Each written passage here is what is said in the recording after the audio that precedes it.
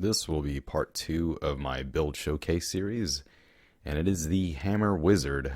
Credit to Pigman for this build. I'll leave his Hammer Bible text guide in the summary, and I'll give my full breakdown of the build at the end of the video. I'll also get some feedback from him and how I did with the fight. If you are interested in the build that's playing in the background, that is SMG Versatility.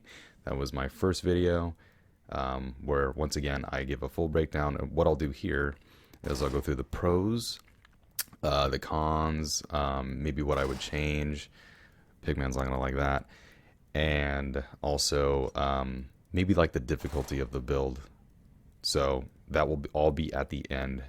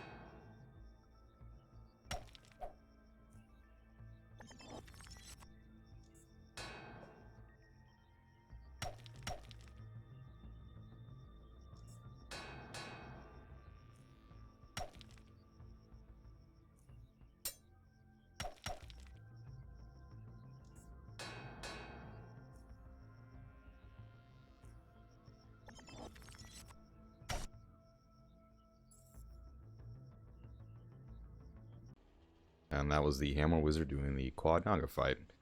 It's a great build. It was really fun doing that fight, by the way. At first, I thought it wasn't going to be a great fight for it. Took me a couple tries. Their blasts do tremendous damage against Hammer Wizard, so you kind of have to keep an eye out for that. I wouldn't say tremendous, there's ways to help negate that, obviously, as you watch in the video. Up front, I do want to let you know that this build was tested on dominating difficulty. All of them are. I would say that this build in particular would do substantially better in normal difficulty. Dominating has penalties that affect defensive-oriented characters way more than it would like a glass cannon.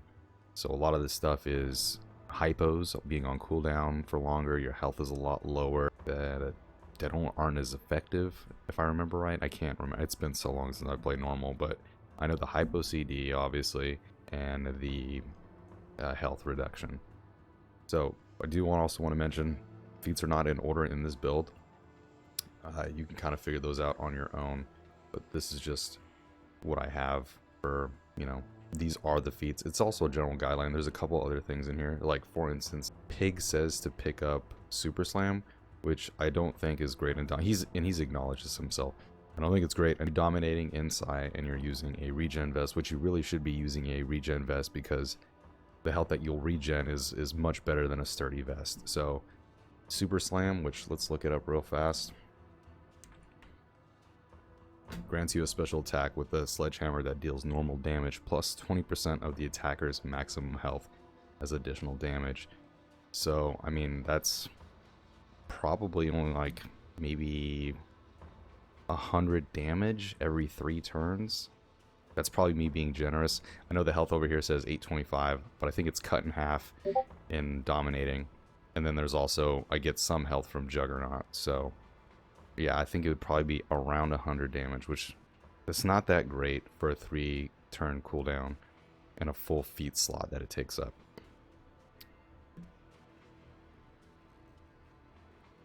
So after, I'm going to go through Fort Apogee pretty soon here. First I'm going to go through the pros and cons of this build, but after that I'll play Apogee in the background because I did do some Apogee as well. Initially I was just going to let them beat me up until just to kind of showcase the defensive potential of this build, but I figured, I mean, I'm already right here. I did kind of do a chicken shit move and start inside of Apogee, but I'm confident that wouldn't have been a super huge factor if I had actually done it, like go through the front gates and attacked them right away. It really wouldn't have made a difference. So the pros obviously are his defense. That's a tremendous pro for this build. Lots of defensive feats, conditioning, fast metabolism, Juggernaut, stoicism, which is one of the best, if not the best, defensive feat in the game. Thick skull, which you can debatably not take that one. I'll go into that a little bit later on probably. Yell, that's nice too. Damage reduction. I mean, you're tremendous intimidation to help complement that since it scales with strength. Another great thing about this build is that you have somewhat decent will, and then obviously enough to get Iron Will. That means that one of your biggest weaknesses, which I will get into later, is TC users, and this will help you defend against, or at least sustain more damage against them. You know, it actually will reduce some of that damage. Another pro is the giant crits that you get out of this build. So you're not going to crit often. It's not a crit build. I think at base I'm probably like at 5% crit chance. But if you use a focus stem, you know, that can get it to 20%. And you can get the focus stem up pretty constantly. You can also get like really good bang for your buck. It lasts 10 turns, and you're going to last 10 turns.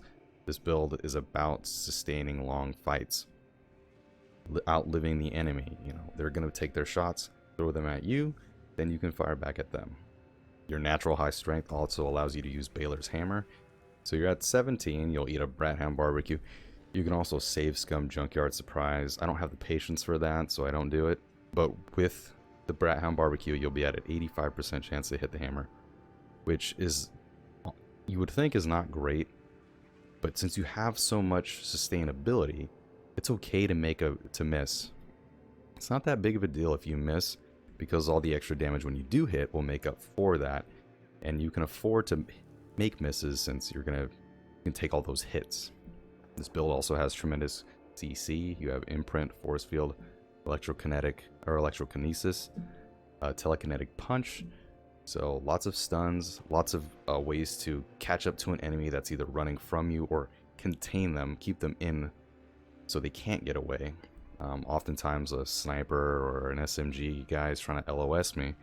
I can throw a force field behind him so he cannot get away. You can also do pretty significant damage with proxy. Proxy actually does pretty good on its own, but if you use proxy with telekinetic punch, you'll one-shot normal enemies most of the time, assuming they don't have too high of protection, mechanical protection. This build can also reach 95% mechanical damage resistance and up to 60 damage threshold. Actually, plus 60 damage threshold, I should say. That in conjunction with a regen vest, I mean, you're almost invincible to mechanical damage. I mean, you saw me getting wailed on by nagas, and I was recovering that health back more than they were actually doing to me. Now, I'll go over the weaknesses, and a lot of them are closer to being trade-offs than they are weaknesses. For instance, you have no MP. You really have to get used to not being able to move. You're going to have your enemies coming to you more often than not by using LOS, stuns. Just really, you have to get used to that. Melee won't be as much of a problem, but those guys that are running and LOSing behind, that can be kind of an issue. This build is a bit more costly and resource intensive, requires multiple upgrades. The thing about this build is if you have shitty armor, then you will get dunked on. The build is more reliant on armor than, like I say, a glass cannon. You just need a good gun, high size skill to do damage and kill your enemies before they can kill you or CC them. But with this build, you have to be able to sustain and survive multiple blows. You won't be killing 4 to 5 guys a turn on this build. That's not the kind of build it is. So if you're not killing constantly, you have to be able to survive the blows. The other resources I have to consider are all of the drugs that you'd be using. Aegis, morphine, your hypos. I like to use jumping bean, and it only costs 10 AP, and it lasts 3 turns of 10 MP. So it's a net positive for MP, and especially when there are times when you don't have the AP to do anything else. When you have only 10 AP, it really limits what you can do. It's pretty much just doing a drug or throwing out proxy or using exposed weakness with your jackknife. That's what I use, the jackknife, because it's only 8 AP. You will have no stealth in this build, which can be tough. Take some time to adapt into if you are a person who relies heavily on stealth. So you just got to keep that in mind. Every encounter that you come across, you will end up fighting, unless it's like something you can talk your way out of through persuasion or an intimidation check. But in terms of like encounters in dungeons, you're gonna end up fighting them. Low kills per turn is something I have already kind of touched on, but the idea of this build is that you're only gonna kill maybe 1 to 2 guys a turn typically, unless you use grenades. I don't like using grenades, but that's something that's more my thing. You can probably put that aside and do that yourself. So in terms of weaknesses against enemies, TC is huge. Luckily, you can have thought control in this build. So as long as you take no neural overload, you can kill the bilocations that are really the biggest threat against you. Yes, the neural overloads usually hurt you from the TC users, but you can tank that damage and recover it with the regen vest. Bilocation, not so much. So with them, you specifically want to target them down and use your no to kill the bilocation. Acid is another big one. I mean, that acid eats through armor big time. There's also the entanglement that can be a massive issue for you. Sea worms in particular can be a pain in the ass, so you just need to make sure that you have 100% acid resist before you go and fight them. Tankier enemies can also create a problem. They have all that mechanical damage resistance, so oftentimes you can't pierce through it without exposed weakness. You do have exposed weakness, luckily, but it is a 4-turn cooldown. As long as you're not swarmed by Naga or Chad bots, you can usually sustain the damage they inflict on you to be able to use it again. And really, once you thin out the numbers, it makes it a lot easier. You'll notice in my fight I had used the EMP to shut down one, and then that right there just makes it so much easier to survive that fight. You can thin their numbers out and they can't do as much to you. Else to consider is Chadbots ignore armor to some extent. I don't quite know to what extent, but I did notice I was taking more damage, and it's something that Pig had also informed me about. Naga Blasts obviously do a ton of damage. As you can see in the video, I mean, even with morphine, they can eat through a lot of your health without a shield. I will say this build does have a tougher start since of how reliant it is on good armor. I sort of touched on that earlier. Your fighting ability depends on your protection. And now I'm going to go ahead and move over to the Fort Apogee fight, and I'll go into a few more things. So in terms of things I would change, there's really not a whole lot. It's, like I said, I kind of touched on the super slam thing. That's one thing that I might change from Pig's build, but that's more dependent on difficulty. I think normal would get much more bang out of the buck for it. Another thing that I would maybe change is that he doesn't go very high in throwing or TC.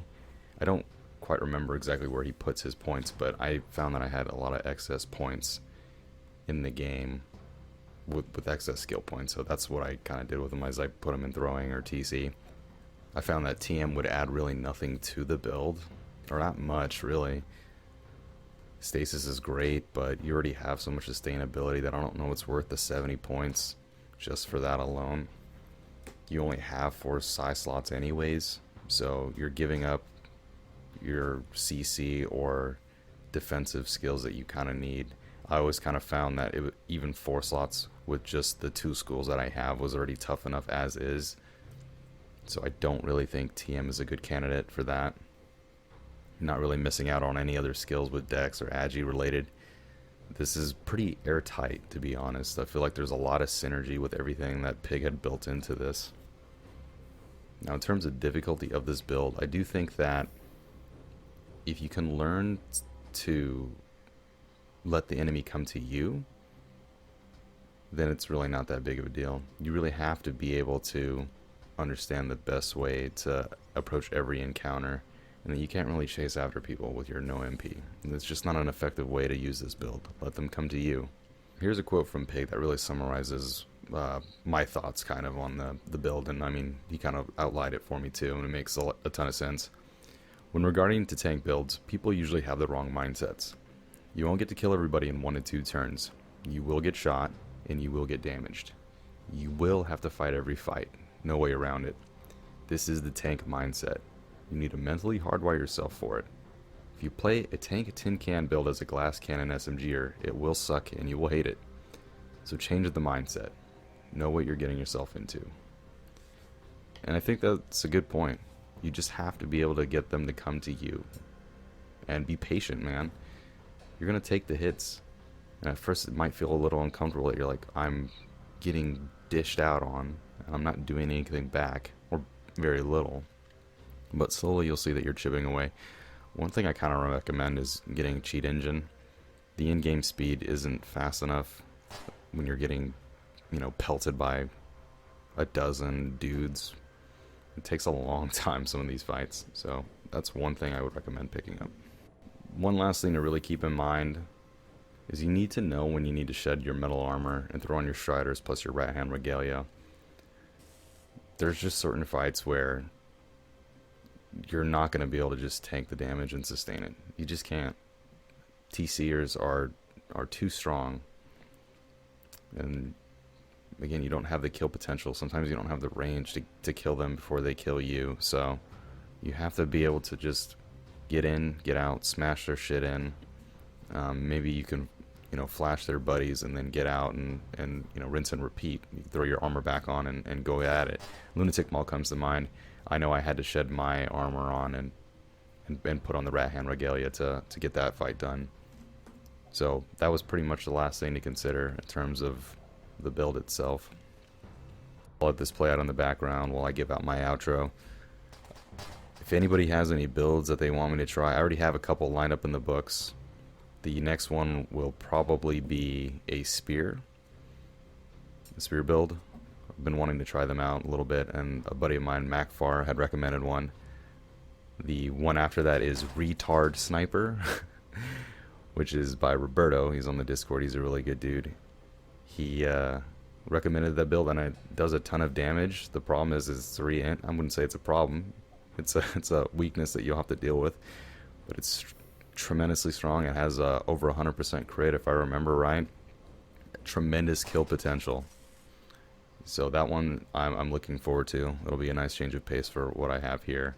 Special thanks to Pig. I really appreciate him giving me some feedback on this, and you know, I had a pretty good grasp on the build as I had played it. I had seen the guide, but he really laid out a few more things that were blind spots in the video when I had first made it. He kind of took a look at the rough draft and said, hey, you missed this, and I know I missed a lot of things. The build is incredibly expansive. There's so many things you can talk about. It's a lot of depth. So that's what his Bible will be for those little intricacies that I had missed. And again, not that it was more neglected, just because again, this video is already pretty damn long as it is. And one final quick thank you to Harper for the thumbnail. So once again, thanks Pig.